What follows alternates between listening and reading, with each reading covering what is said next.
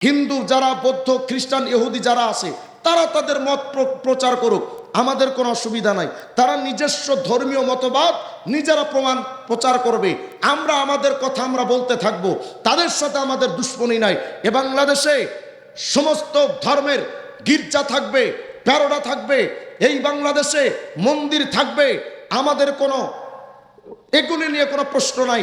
কিন্তু ইসলামের নামে কোনো কুফরি মাজার থাকতে পারবে না। ইসলামের নামে ইসলাম বিরোধী হিজবুত তাওহীদের কোনো অফিস থাকতে পারবে না।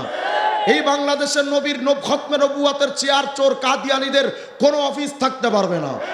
যদি আপনারা আমাদের কথা ভালোভাবে না নেন, 2024 সালে 1500 2000 যুবকের জীবনের রক্তের বিনিময় এই বাংলাদেশটা আবার স্বাধীন হয়েছে।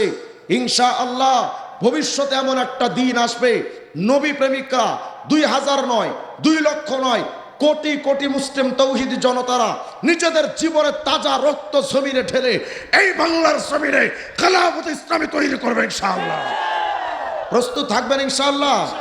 এবার শোনেন, মাইজ ভান্ডারি এক পীর আছে না, কথা হয় না, মাইজ ভান্ডারি পীর সাহেব। আপনারা যদি মোবাইল থাকে, আমি আপনাদের মোবাইলের তথ্য এগুলো দিচ্ছি যেন আপনারা হাতে হাতে প্রমাণ পান। গুগলে লিখবেন বেলায়েতে মুতলাকা, বাংলায় বেলায়েতে মুতলাকা, পাশে ইংলিশে লিখবেন পিডিএফ, মানে পিডিএফ ফাইল, তাদের বইয়ের একটা ফাইল। এটা লিখলে দেখবেন একটা বই আসবে বেলায়েতে মুতলাকা, মাইজ ভান্ডারীদের দ্বিতীয় পীরের লেখা। এই বইটা 58 নম্বর পৃষ্ঠার মধ্যে লিখেছে,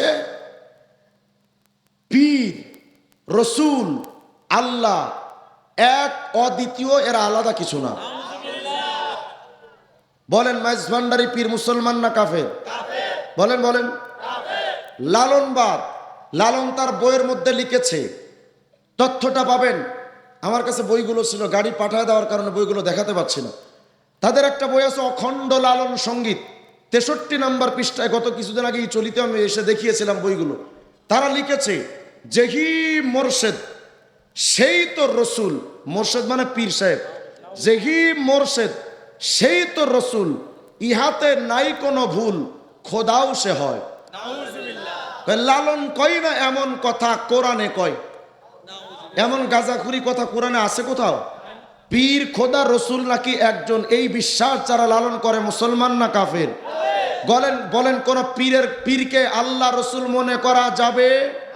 আপনারা যারা চরমনা পীর সাহেবের মুরিদ এখানে আছেন, আমি আপনাদের কাছে জানতে চাই, আপনারা কি প্রথমত পীর মানেন না আল্লাহ রসুল মানেন? যদি চরমনার পীর সাহেব কোনোদিন বলেন ইসলামের নবীর এই সুন্নাত বাদ দাও, আল্লাহকে ডাকা বাদ দাও, আমাকে জিকির করো, আমার স্মরণ করো, চরমনার পীর সাহেবও যদি এমন কথা কোনোদিন বলে, আমি স্পষ্ট করে বলি চরমনার পীর সাহেবকে আমরা মানি না। কিন্তু যতদিন পর্যন্ত চরমনার পীর সাহেব হকের উপরে আছে, তাদের উপরে যারা প্রশ্ন করবে তাদের সাথে আমরা আপোষ করি না। হক হকই, বাতিল বাতিলি। বলেন, কোন পীর কি নিজেকে দাবি করতে পারে খোদা? তো পীরের কাছে সন্তান চান যে, পীরের কাছে গিয়া ভাগ্যের পরিবর্তন চান যে, পীরের পায়ে গিয়া সিজদা দেন যে, এগুলো পেলেন কোথায়? তাদেরকে যদি প্রশ্ন করেন এগুলো পেলেন কোথায়, তারা বলবে, বুঝাতে চাইবে পীরই তো খোদা। এজন্যই তারা পীরের পায়ে সেজদা দেয়, এজন্য পীরের কাছে সন্তান চায়। অসুস্থ হইলে বাবার কাছে গিয়া কয়, বাবা আমার সুস্থ করা দে। অথচ বাবাই অসুস্থ হইলে লন্ডন হসপিটালে, কথা কয় না। বাবার কাছে গিয়া কয়, বাবা সন্তান দে। খবর নিয়ে দেখলাম বাবারই সন্তান নাই, কথা কয় না। বলেন তো সন্তান দেওয়ার মালিক কে?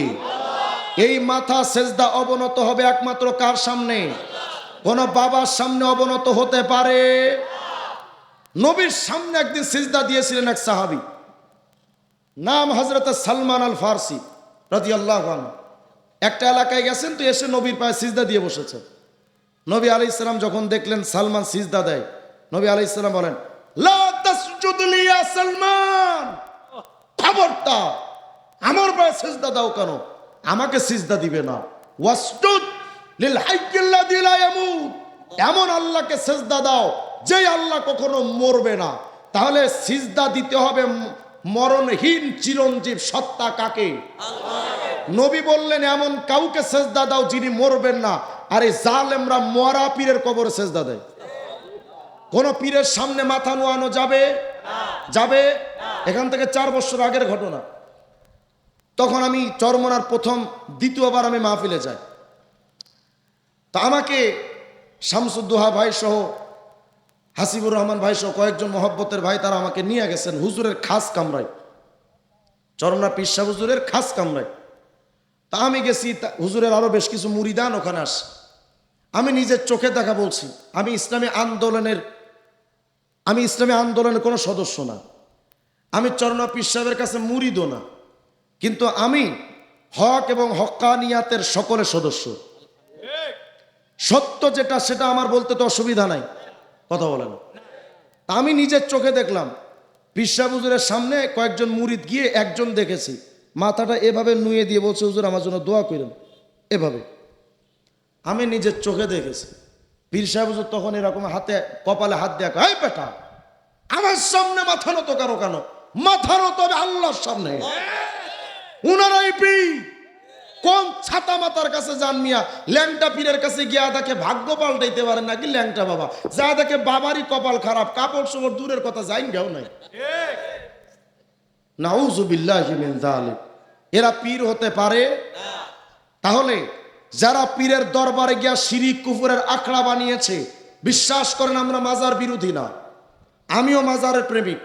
যেই মাজারে গেলে নবীর সুন্নাত আদায় করতে, মাজারে জিয়ারত করতে পারবো, আমি সে মাজারে আমিও যাই। খাজা মঈনুদ্দিন চিশতি, শাহজালাল ইয়ামানি, শাহপরান, শাতামাদ্দুন রহিমাহুল্লাহ, যারা আল্লাহ ওয়ালা বুজুর্গানে দিন বাংলাদেশে এসেছিলেন, আমি নিজেও তাদের মাজারে গিয়া জিয়ারত করি। কারণ জিয়ারত করা নবীর সুন্নাত। জিয়ারতের জায়গার নাম হলো মাজার, মাজার মানে জিয়ারতের জায়গা। কিন্তু যেই মাজারগুলো গাঞ্জার আড্ডাখানা হয়েছে, যেই মাজারগুলো নারী মদ দিয়ে একের সাথে লাফালাফি হচ্ছে, বাজনার সয়লাভ হচ্ছে, ওগুলো মাজার হতে পারে না। এদের ব্যাপারে আমরা সোচ্চার। সকল বাতিলের থেকে আমরা নিজেদেরকে আলাদা করে হক ও হক্কানিয়াতের উপর মজবুত থাকবো তো ইনশাআল্লাহ। আমি শুধু মতবাদগুলো নিয়ে বলেছি। ওয়াজ করার জন্য আমজাদ হোসেন আশরাফি ভাই আসবেন, গতকালকে এখানে নায়েবে আমির শাহ হুজুর বয়ান করেছেন, আরো বড় বড় উলামায়ে কেরাম এখানে বয়ান করবেন। শুধু এতটুকু আপনাদেরকে বলি, ইমান রক্ষা করে চলাটা বড় মুশকিল। এই দরবারগুলো চরমোনা, উজানি, নানুপুর, ঢালকানগর, দেওনা, এই সমস্ত দরবারগুলো আলহামদুলিল্লাহ এখনো পর্যন্ত হকের উপরে আছে। আশা করি বাতিল হওয়ার কোনো সুযোগ নেই। ফয়জুল করিম সাহেব একদিন, আমি রেজাউল করিম আবরার, লুৎফুন ফরায়েজি, শামসুদ্দোহা আশরাফি আমাদেরকে বলেছিলেন যে দেখো, আমি যদি কোনোদিন ভুল করি আমারে সরাসরি তোমরা ধরায় দিবা, ভুল নিয়ে আমি কবরে যেতে চাই না। আল্লাহ তাআলা যেন হকের উপর আমাদের মজবুত থাকা তৌফিক দান করেন। ওয়া আখিরু দাওয়ানা।